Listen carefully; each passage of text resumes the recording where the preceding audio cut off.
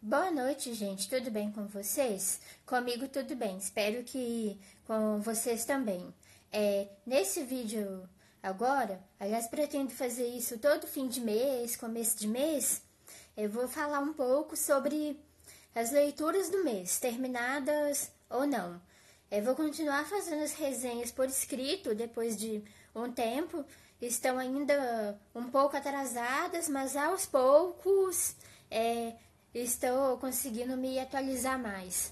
Faltam alguns, né, ainda dos que foram mais marcantes, eu ainda não consegui escrever, mas, por exemplo, do ano passado, eu ainda não publiquei, mas a maioria já está quase tudo escrita, só precisa de alguns ajustes para já publicar. Mas, sem mais delongas, vamos lá. O primeiro livro que eu li é esse aqui, ó, Explorando as Escrituras. Eu não li esse livro completo porque eu estou fazendo a leitura dele de acordo com a leitura da Bíblia. Então, assim, quando eu termino de ler um livro bíblico, aí eu vou e leio o capítulo desse livro que corresponde. Porque ele é um panorama de todos os livros da Bíblia e tem uma introdução. Eu já li essa introdução e já li os capítulos dos livros que eu já finalizei da Bíblia.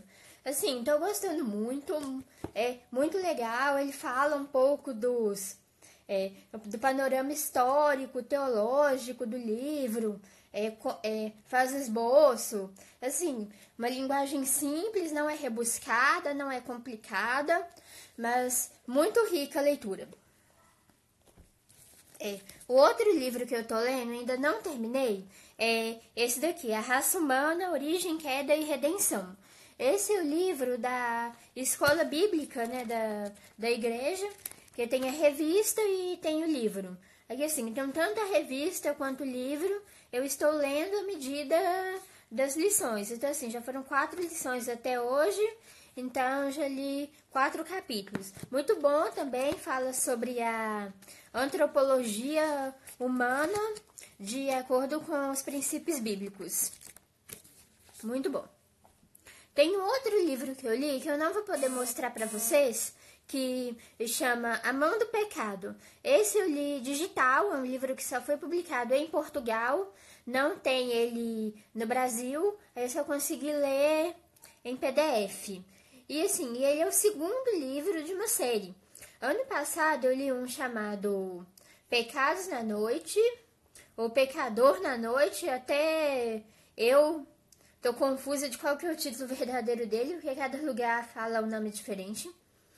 E ele não termina, ele termina sem conclusão nenhuma. Aí tem esse A Mão do Pecado, que diz que é a conclusão. Mas assim, foi uma leitura muito decepcionante. Eu nem consegui ler o livro todo. Eu li um pouco mais da metade. Aí eu pulei alguns capítulos e depois li os capítulos finais. Assim, é uma leitura muito arrastada, nada acontece. E assim, e quando acontece não explica.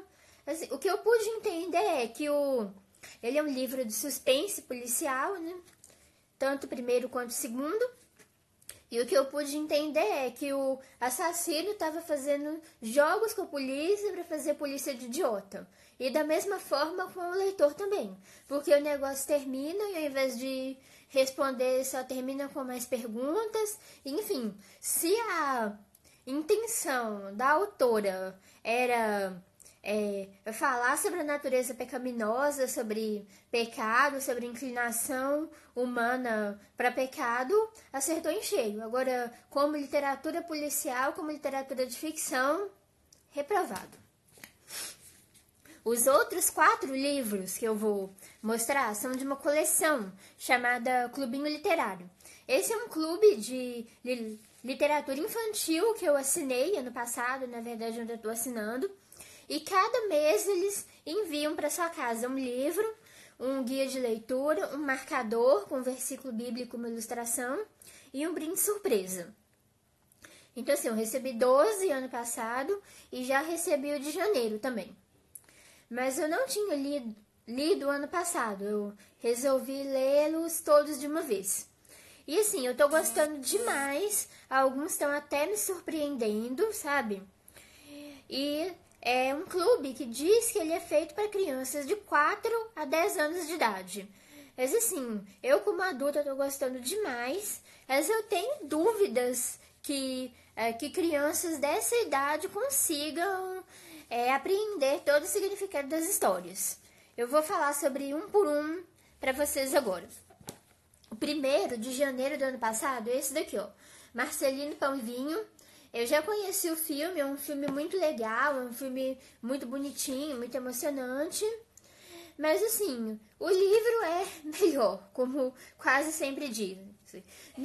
Nem tanto porque é melhor ler do que ver o filme, mas assim, o filme termina tipo em 1/3 do livro. No livro acontece muito mais coisas e assim, muitos aspectos da história assim que o filme não conseguiu transmitir. E assim, eu gostei bastante mesmo, e aconteceu uma coisa curiosa, né? Que são esses pequenos sinais que Deus fala. Que numa lá das conversas, né, de Marcelino com o anjo explica para ele, né, de que uma vez ele teve pesadelos por ter dormido sem fazer suas orações. E justamente nesse dia eu tinha tido um pesadelo horrível e eu não tinha feito minha oração naquela madrugada. Ou seja, foi quase como que uma resposta de Deus. E assim, eu fiquei impressionada também com quanto uma criança tão pequena como esse menino dessa história conseguia fazer umas coisas lá, umas maldades com animais, umas coisas assim. Eu fiquei impressionada. Porque, assim, muita gente conhece o filme e o filme ele não trata muito dessas questões. Mas no livro tem muito flashback, muita coisa, assim. E fala mesmo de como que Deus falava, né, com o menino, procurava mostrar para ele as ações que ele fazia que eram erradas. E eu não lembro disso no filme, mas no livro tem muito disso. E tem uma parte também que eu gostei bastante, né? Que o menino ele fala com o anjo assim que o anjo não o impediu de fazer a coisa errada. Aí o anjo vira pra ele e fala assim: o meu papel não era te impedir a fazer o errado, mas era te mostrar o que era o certo. E de fato a graça de Deus em nossas vidas é assim, muitas vezes, né, na maioria das vezes a graça ela não vai impedir a gente de errar, mas ela vai mostrar o que é certo. Para o não cristão, né, para levá-lo à conversão, e para nós que já somos cristãos, para nos levar a sermos mais maduros, a viver uma vida de maior busca pela santidade, né, enfim. Mas muito bom, gostei bastante, ri demais em alguns momentos, e tem um suspense muito bacana também. O segundo livro, que eu acho que é um dos que eu mais gostei, dos que mais mexeu comigo, é esse daqui, Princesa e o Goblin. Também é um livro que é mais famoso, tem um desenho dele também, eu não conhecia, mas depois que eu li o livro eu até fiz questão de procurar no YouTube para assistir, e tinha. E assim, esse livro, ele é do autor chamado George MacDonald, que eu já tinha ouvido falar dele, né, em estudos teológicos. E assim, ele foi um pastor evangélico, na verdade eu acho que protestante, na época dele eu acho que não existiam evangélicos, só protestantes. E ele foi criado numa família de tradição calvinista, mas no dia que explicaram para ele o que era o calvinismo, ele começou a chorar, dizendo que não acreditava naquilo de forma nenhuma. E, de certa forma, apesar de não ter rompido com a sua igreja, mas rompeu com a sua tradição. E não aceitava, porque ele tinha certeza que um Deus de toda graça e um Deus de todo amor desejaria essa graça e esse amor para todas as pessoas, e não apenas para alguns. E que se alguns são privados desse amor e dessa graça, é por resistirem ao amor, à graça e à misericórdia, e não porque Deus deliberadamente os excluiu. Mas enfim, falando da história, é um conto de fadas. É um conto de fadas sobre uma princesa Irene, que mora num castelo, mas não mora com os pais. A mãe dela morreu e o pai vive em guerra, vive em batalha. Ela mora praticamente só com empregados numa casa que pertence à família real. E os goblins, eles são seres mitológicos, horrendos, muito feios, né, e tal, que são comparados a demônios. Eu não acredito que seja a referência que o autor quis fazer. E assim, ele tem muita coisa, sabe? Assim, se fosse ficar falando, eu acho que eu ia ficar falando até amanhã de manhã, do tanto de referência que o livro tem. Igual tem um menino que expulsa os goblins com versos rimados, e diz que eles não os suportam, que eles fogem. E fala assim, que eles também não suportam quando a gente não tem medo deles, que eles perseguem justamente aqueles que têm medo, aqueles que os temem. Então, assim, com certeza é uma referência a demônios mesmo. E assim, e aí essa Irene, ela encontra, né, a tataravó dela lá, que diz que tem quase 2.000 anos de idade, mas que só a menina vê. O amiguinho não vê, a babá não vê, ninguém vê, só a menina que vê. Sinceramente, quando eu li aquilo, eu imaginei que fosse assim, alguma espécie de anjo da guarda dela, por isso que só ela via. Mas depois eu pesquisei e vi que não era bem isso. Assim, a explicação mais convincente que eu encontrei é que seria uma representação da igreja triunfante, da santidade triunfante, da igreja triunfante. E assim, e só aqueles, né, que já são cristãos, que já acolheram a graça e tal, que poderiam ver. E eu vi que faz todo sentido, porque assim, porque tem alguns detalhes, né? Igual, quando a avó encontra com ela, dá nela um banho que representa o batismo, e toca ela com fogo, e assim que a menina é tocada com fogo, ela muda as vestes, ela fica mais alegre e tal. E é uma coisa que eu não entendi quando eu li, por que daquilo. Mas assim, interpretando como igreja faz todo sentido, porque a água é uma representação do batismo e o fogo, né, seria uma representação do Espírito, né? Porque o Espírito Santo diz que é fogo, porque ele ilumina, ele purifica, ele alegra, mas assim, se o material que tiver que ser iluminado, que tiver que ser purificado, não for da qualidade que deve ser, vai doer. Vai doer.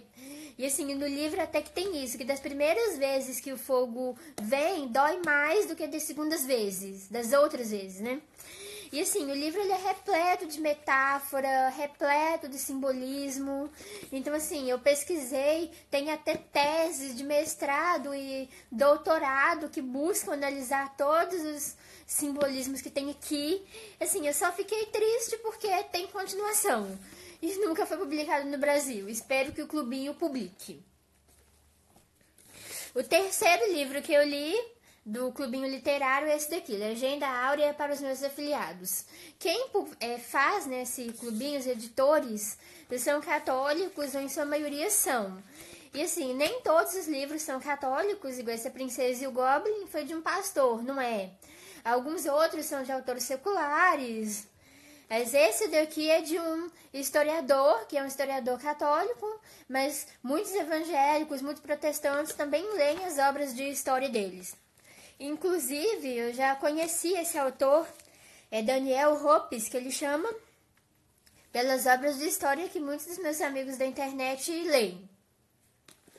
Mas esse livro aqui, ele conta várias histórias de crianças, de jovens da Bíblia, né, da tradição da igreja, da história, que demonstraram virtudes de heroísmo e santidade. Muitos eu já tinha ouvido falar, alguns eu nunca tinha ouvido falar.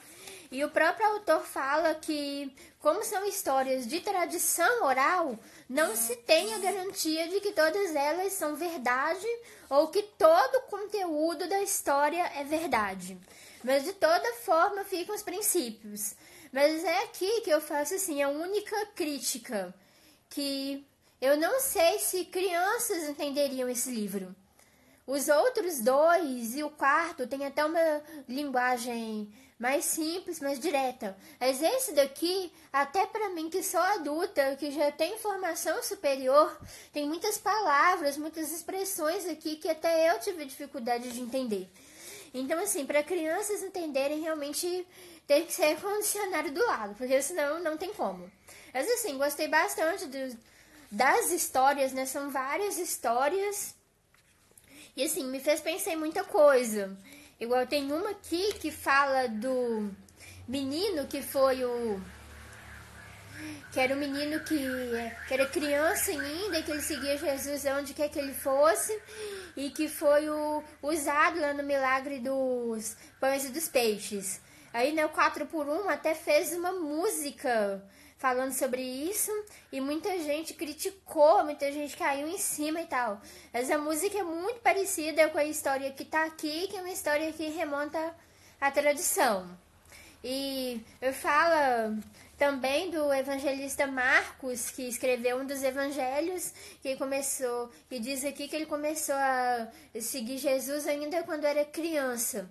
E eu lembro uma vez que um pastor da igreja que eu congregava, que nunca teve estudo teológico nem nada, e uma vez ele pregou, e ele pregou dizendo que Marcos era um rapaz, era um adolescente como a gente que estava ouvindo ele. E assim, na época eu ainda fiquei assim, mas de onde que ele tirou uma coisa dessas? Então assim, realmente parece que tem base.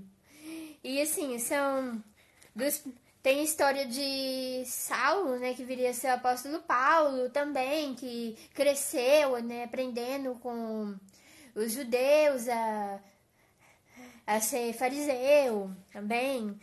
E assim, tem história do rei Luís da França,